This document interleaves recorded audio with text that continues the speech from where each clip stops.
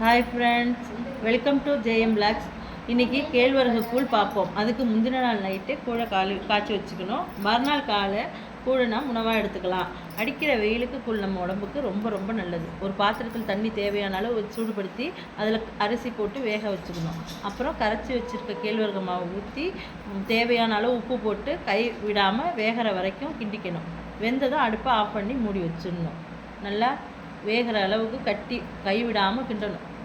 கட்டியாகிற வரைக்கும், மாவு வேகிற வரைக்கும் கிண்டிக்கிட்டே இருக்கணும். வெந்ததுக்கப்புறம் நம்ம அடுப்பை ஆஃப் பண்ணி மூடி வச்சிடலாம். இப்போ மாவு வெந்துருச்சு.